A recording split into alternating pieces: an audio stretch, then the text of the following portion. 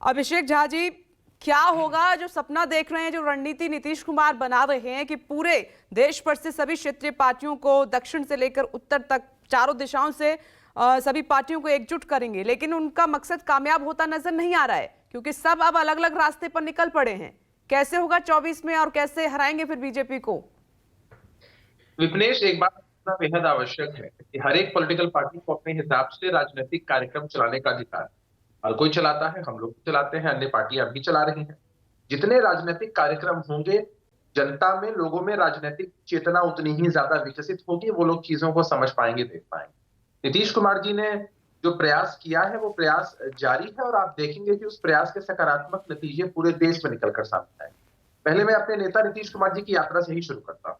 अभी जिन यात्राओं की आप चर्चा कर रहे हैं, माननीय राहुल गांधी जी यात्रा कर रहे हैं, विपक्ष में मजबूत नेता है, संघर्ष कर रहे हैं। अखिलेश यादव जी यात्रा कर रहे हैं, वो भी विपक्ष के वहां नेता है, मजबूत नेता है। यहाँ प्रशांत किशोर जी भी यात्रा कर रहे हैं, वो भी सत्ता से बाहर है। लेकिन नीतीश कुमार जी देश में एकमात्र ऐसे नेता हैं जो सत्ता में रहकर भी इतनी यात्राएं करते हैं। इससे पूर्व में भी 13 यात्राएं उन्होंने की हैं जब से मुख्यमंत्री बने हैं। ये 14वीं यात्रा होने जा रही है। मैं यात्राओं का नाम भी मेंशन कर सकता हूं, बट समय लगेगा। नीतीश कुमार जी की मंशा क्या होती है? यात्रा से बहुत फायदे होते हैं। सरकारी जो काम हो रहे हैं, योजनाएं हो रही है, उनके क्रियान्वयन की क्या स्थिति है वो मालूम चलती है। त्रुटियां, गड़बड़ियां मालूम चलती हैं। जन अपेक्षाओं, आकांक्षाओं को समझने का मौका मिलता है, जनता के मूड को समझने का मौका मिलता है। तो नीतीश कुमार जी एक ऐसे नेता हैं जो सत्ता में रहकर भी यात्रा करते हैं। यात्रा की शुरुआत कोई आज नहीं हुई है विपनेश जी। भाजपा के लोग अपनी पीठ थपथपाते हैं, अपनी बातों को कहते हैं। दांडी मार्च याद कर लीजिए, देश को आजादी दिलाने के लिए हमारे महापुरुषों ने जो यात्रा की थी उनको याद करिए। यात्रा से राजनीतिक चेतना विकसित होगी। लेकिन एक बात और, जब भी यात्राएं होती, भाई हमारा राजनीतिक कार्यक्रम है। धनंजय गिरी जी कह रहे हैं ये दरअसल मतदान यात्रा है। मुद्दों की बात तो ऐसे ही की जा रही है, मतदान यात्राएं निकाल रहे हैं। नहीं, हम तो आग्रह करेंगे भाजपा के साथियों से कि आप लोग भी यात्रा निकालिए और पश्चाताप यात्रा निकालिए, प्रायश्चित यात्रा निकालिए कि जिस तरह से आपने देश का बेड़ा गर्क किया है, जिस तरह से बुनियादी मुद्दों से ध्यान भटकाकर आपने सिर्फ अपनी राजनीति चमकाने की कोशिश की है, तनाव पैदा किया है, वातावरण, माहौल खराब करने की कोशिश की है, आप एक बार पश्चाताप यात्रा, प्रायश्चित यात्रा निकालिए। देखिए, आपको जनता का समर्थन जरूर मिलेगा। देखिए, जब भी सकारात्मक यात्राएं होती हैं, भारतीय जनता पार्टी के नेताओं के पेट में दर्द होता है। आप राहुल गांधी जी की यात्रा देख लीजिए या नीतीश कुमार जी की यात्रा शुरू होने वाली है, उसको लेकर इनके नेताओं के बयानों को नहीं, कायदे से अभिषेक झा जी ये दिखाई देना चाहिए था क्योंकि नीतीश कुमार काफी पीछे हट गए क्योंकि उनका मकसद 24 में बीजेपी को हराना है। तो उन्होंने राहुल गांधी की तरफ भी इशारा किया। देश भर में इतनी बड़ी यात्रा राहुल गांधी निकाल रहे हैं तो उनकी स्वीकार्यता होनी चाहिए थी, सभी क्षेत्रीय पार्टियों को उनके साथ जुटना चाहिए था, उनकी यात्रा में, भारत जोड़ो यात्रा में शामिल होना चाहिए था। लेकिन ऐसा हुआ नहीं, किसी ने इन्विटेशन ही नहीं एक्सेप्ट किया और अपनी अपनी यात्राएं, रास्ते अलग अलग खोज रहे हैं।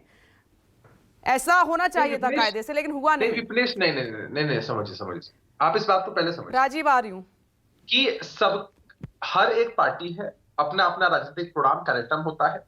हम लोगों ने कभी ऐसा नहीं कहा है कि राहुल गांधी जी ने यात्रा निकाली है तो यह बेहतर यात्रा नहीं। देश के मजबूत विपक्ष के नेता है, उनके विषय में हमारे नेता नीतीश कुमार की जो मंशा है, नीतीश कुमार जी ने साफ तौर पर कई मंचों पर साफ कहा भी। भाई, पॉलिटिकल प्रोग्राम हो रहे, जरूरी नहीं है कि हर पॉलिटिकल प्रोग्राम में विपक्ष के सभी दल एक साथ ही मिलकर। विपनेश, अभी 2024 के चुनाव में समय है। अच्छा। विपक्ष के सभी दल एक प्लेटफॉर्म पर आकर जब बातचीत करेंगे तो एक साथ सम्मिलित कार्यक्रम भी हो। ठीक है, इसका जवाब मैं अपने सहयोगी राजीव रंजन से लूंगी, विश्लेषण थोड़ा और करेंगे। लेकिन धनंजय गिरी जी कुछ कहना चाह रहे हैं, जल्दी से धनंजय गिरी जी। देखिए, नीतीश जी ने तमाम यात्राएं की और लास्ट में प्रधानमंत्री पद का उनको लोभ हुआ, उनको सपना आया कि मैं प्रधानमंत्री बन सकता हूं। शाम की पूजा पार्टी ने बताया, पूरे देश में घूमे, नगरी नगरी, द्वारे द्वारे घूमे, केसीआर को बुलाया, केसीआर ने रिजेक्ट कर दिया, केसीआर ने रिजेक्ट कर दिया। जब पूरे राहुल कांग्रेस ने 20 मिनट का समय देकर भगा दिया, केजरीवाल ने भगा दिया, तो अब वो शर्मसार यात्रा पर निकल रहे हैं कि पहले को मैं बीजेपी के गोद में बैठा, फिर आरजेडी के कंधे पर चढ़ा, फिर आरजेडी से कंधे से उतरा, अच्छा नहीं लग रहा है धनंजय गिरी जी, भगा दिया। ऐसे नहीं बात करनी चाहिए। सारे दलों से, सब जगह से जब वो पूरी तरह से हताश और निराश होकर के लौटे हैं, तब वो कह रहे हैं कि अंगूर खट्टे हैं।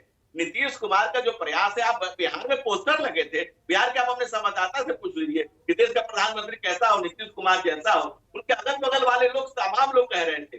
भाई, आप कह रहे हैं ये सर्वसार यात्रा पर चल रहे हैं नीतीश कुमार जी, और घटते हुए, दरकते हुए, घिसते हुए, खत्म होते हुए जनाधार को समेटने की कोशिश कर रहे हैं, लेकिन वो समेटाने वाला नहीं है। अब क्या कितना बची है? 17 साल आप कहीं और रहे, 1.5 साल कहीं और रहे, 2 साल कहीं और रहे, 1 साल कहीं और रहे, क्या नैतिकता का कोई एग्जाम्पल बचा है? अभिषेक जी जल्दी से जवाब। कुछ कहने के लिए कुछ बचा है उनके पास?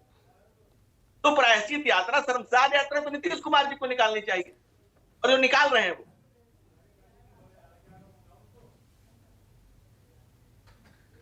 अभिषेक जी आपकी आवाज मुझ तक नहीं पहुंच रही है, मैं राजीव का रुख कर लेती हूँ। राजीव जी, मेरी आवाज मिल रही है आपको? जी जल्दी से, अब मिल रही है आपकी आवाज। जी जी।